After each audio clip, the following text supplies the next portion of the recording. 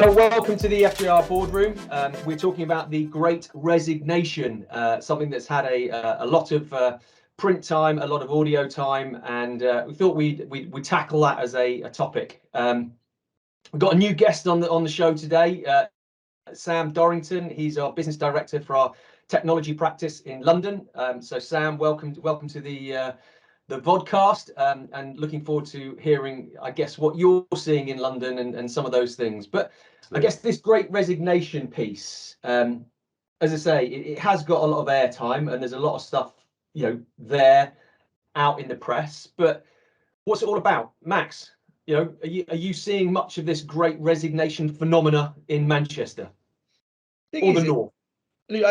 As you say, right, it's been really well documented. LinkedIn, The Economist, Guardian, BBC, everywhere is talking about it. And I think from my side, it's a very grandiose title, The Great Resignation. Like, because everywhere you read, there's two schools of thought. It's millions of people are, fed up of being overworked and underappreciated, so are potentially leaving their jobs. And the other school of thought is just that for 18 months or the duration of the pandemic, people have been nervous to leave businesses, and now there's like pent up, I suppose pent up decisions to want to see what else is out there. And because of the pandemic, there's just been uncertainty around COVID. So now that markets are moving, things are more buoyant.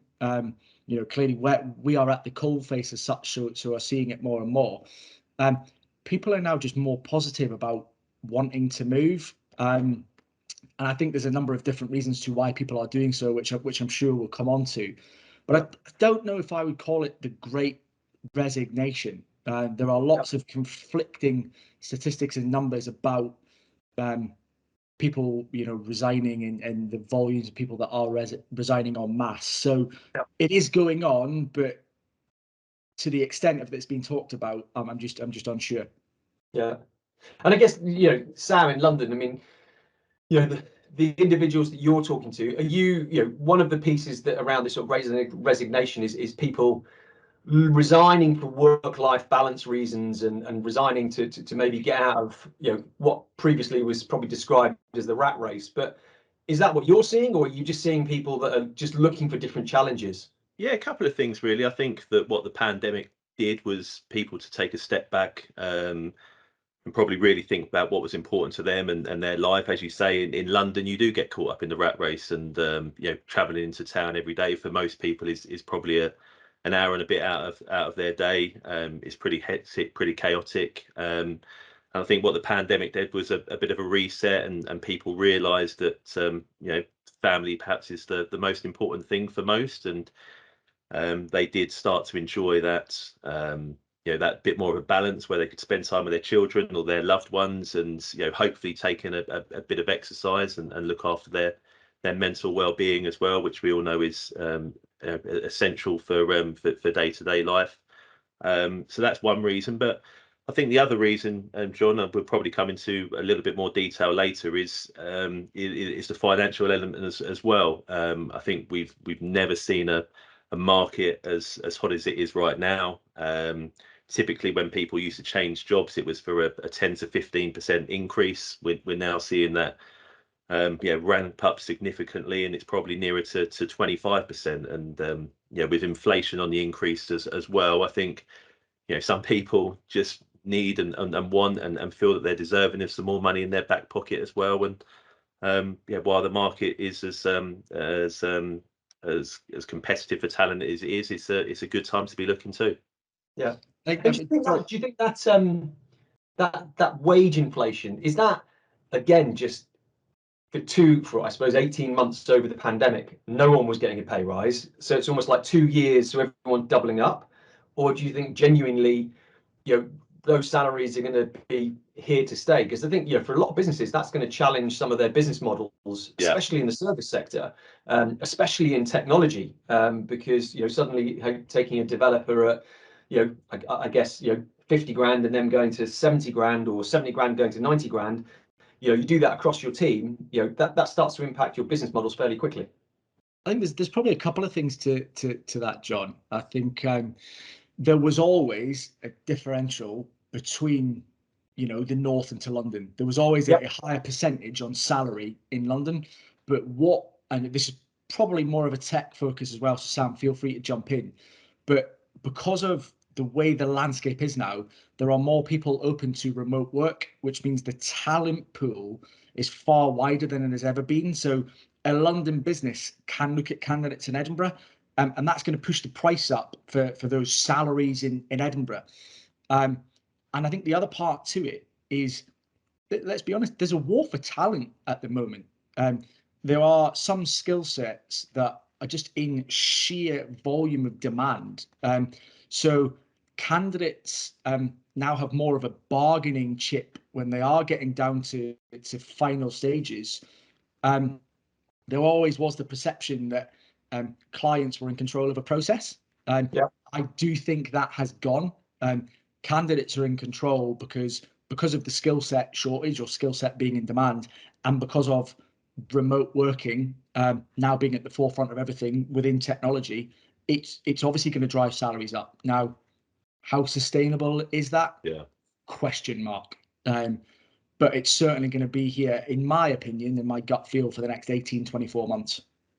I think in the London market, the infrastructure market has stayed.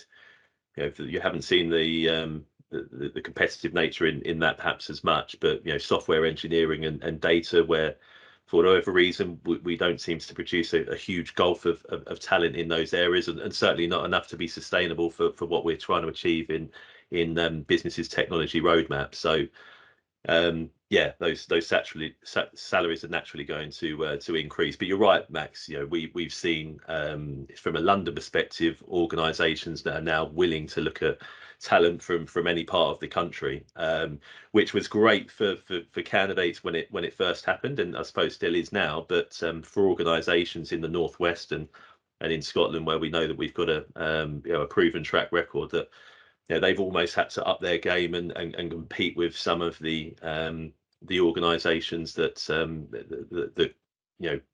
can offer more money, which is normally in the southeast. So back to our original point, John, I suppose what organisations need to do, or what they've tried to do, is almost pivot a little bit and really get to the nitty-gritty of what's important to people.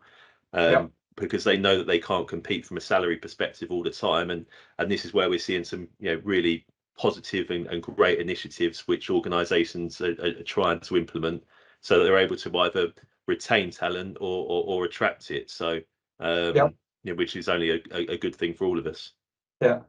And can either of you see a time where we go back to 5 days a week in the office, or is that just gone now?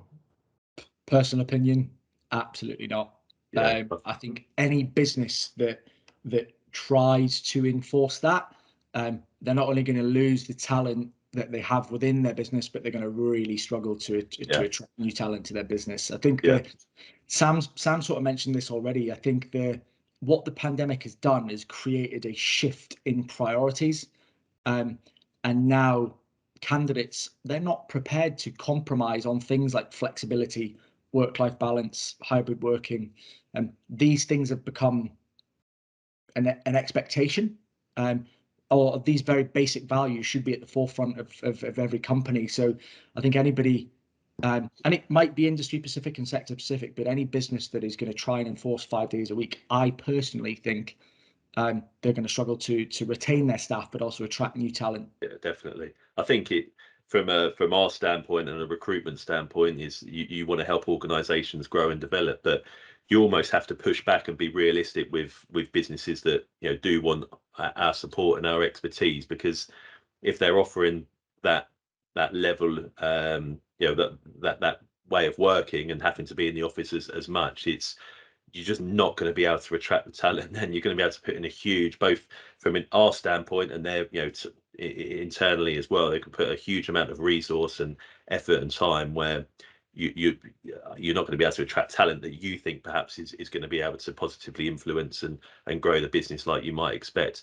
And I think what's coming out in the press this week around maybe further restrictions or having to move or being forced to move back into to working from home, I think that's only going to highlight it. I think we did all feel a few weeks ago when we were all double jabbed, triple jabbed, or those that decided to do were anyway, that we were perhaps through the worst of it, and organisations were starting to move back into, maybe 2 days into 3. But I think we're going to see the paradigm shift again, where it's going to be remote working and very, very flexible about what that looks like and how often you need to be, and what that's going to look like contractually is also really interesting as well. And who's going to pay for, if you do need to be office, who's going to pay for that expenditure and so on. But I just can't see it happening. Yeah.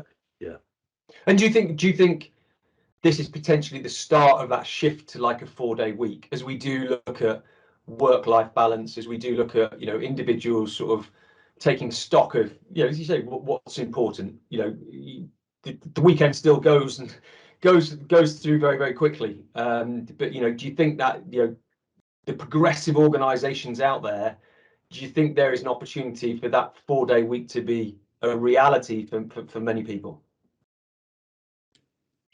I think for me, it's who knows.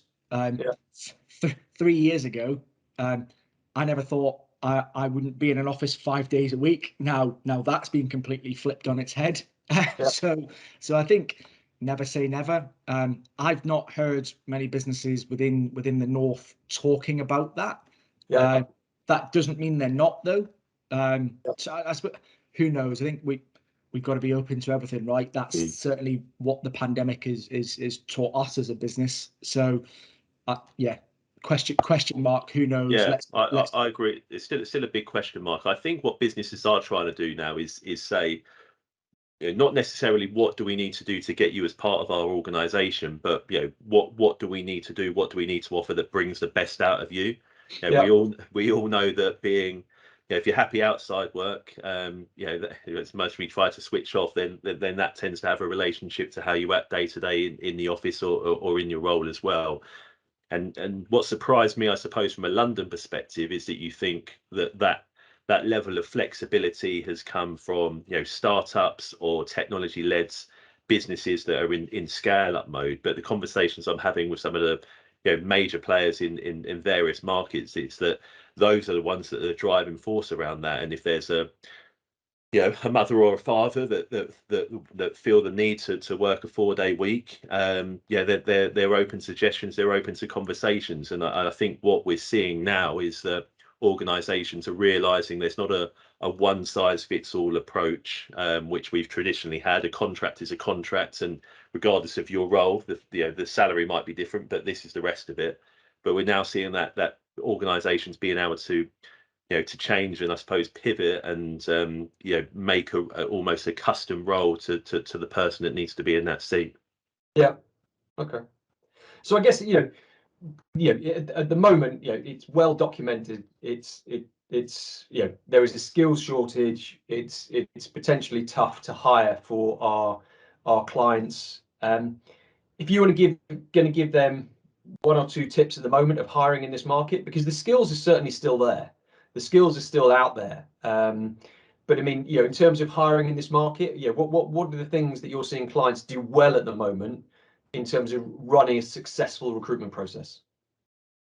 I think Sam touched on this already. Park the financials, park the salary bit.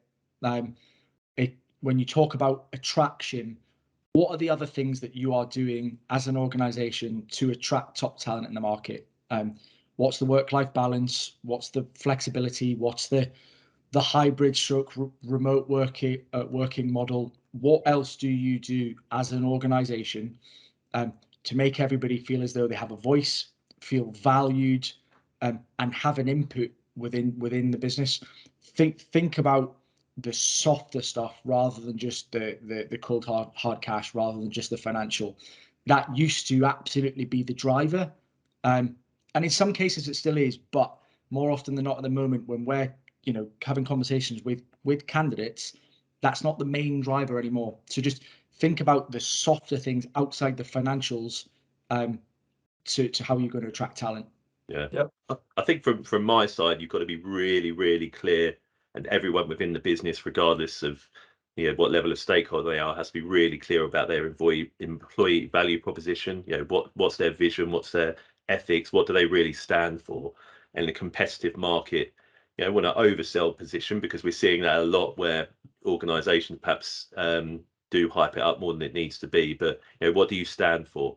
The other thing to be really clear for is where do you want to be in 3 to 5 years, and what can that mean for the individual that's in the role, and where can that take their career? And I think finally it's just being receptive to new ideas and concepts, and being listening, and being prepared to take a bit of a risk. I think from a London perspective, what we've trialed is the use of video technology, which we're then, or videos with clients that we're then sharing with candidates, which is increasing engagement, which is pretty simple, but it really does make a difference. And just realizing that your standards recruitment process might need updating somewhat. Yeah, and I think that engagement through a recruitment process is absolutely massive. I think the only thing that I would add to it at the moment is probably the length of recruitment processes just needs to be sped up. Candidates are coming onto the market and going off the market quite quickly. And it's not to say that you don't need to do your 3 stages, wherever it might be, but you probably just need to spend or have those stages much closer together, because there's nothing worse than going through a whole process and then finding out that your preferred candidate has now got 3 or 4 competing offers on the table, and then it does sort of fall back into that bidding war and that sort of me too and all the rest of it in terms of benefits and all the rest of it. So I guess certainly from a client perspective, it's not necessarily a bad time to be hiring. I think you probably just need to be a little bit more organized, and as you say, some of those engagement pieces, those benefits, those fringe things that probably, or previous things, fringe things, are probably now far more important when you're going through that process. I guess flipping that on its head and going back to the Great Resignation, what do you think companies can be doing right now to aid retention? Because I think there was a stat, 81% of UK employees don't have a career plan with their current employees and all the rest of it. But I mean, what are the aside the cash piece, which I know you've mentioned, Sam, what are the reasons that people are giving for sort of looking to make those moves at the moment? And if you're an employer now, what would be the 1 or 2 things that you'd be like, right, okay, you really need to go and do this with as many of your employees, certainly your star employees, the people that you wake up Monday morning and you get that call and they've resigned, you'd be like, crap. But that sort of group of people, what would you do to that group now to make sure you're aiding the retention as much as possible? Max. I was waiting for Sam to jump in. Sorry, no, not at all. Look, I think give them I thought voice. I'd stop you there, Max. No, I think it's. Look, I think we speak about this a lot. Okay, people before profit, being a people first business. Give, like you mentioned top performers. Okay, it doesn't matter who it is. Give your people a voice. Let them have an input with what is going on within the business. As a leadership team, take the feedback. It's not a criticism. It's there to help you, not redesign the business, but the people that are in the business day to day, they're the ones that are really going to help you drive the business forward. So listen to what they want, and communicate any change. Communicate everything. You can't implement all the changes that people want, but you can at least communicate what the senior leadership team is doing and what things can be implemented quickly. So I think the biggest thing for me is make people feel valued by giving them a voice and listen, because if you empower people in that way, that's going to help you retain your best people. Yeah, I agree with Max, and just take that a little bit further. I think the other thing that we've seen, that people, regardless of how an organisation is performing, is they want to see the underbelly of the business. They do want to see it warts and all, and as you say, feel that their voice is being heard, but feel that they're part of a strategy if they're a top performer, or just feel that they're part of something bigger, and their opinion does does matter, I'd suggest. Yeah, and I guess I think certainly from my perspective, because the work environment has changed so much.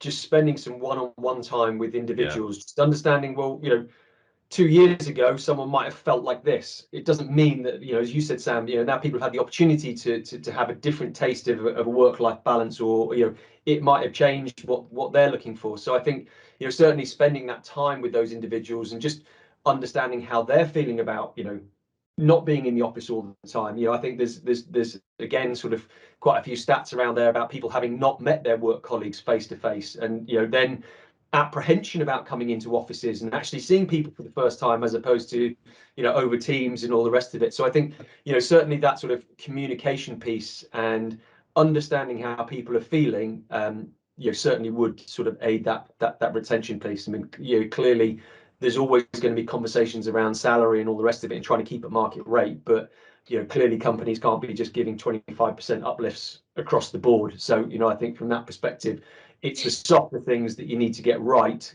before you get down into those sort of salary pieces. Final comments.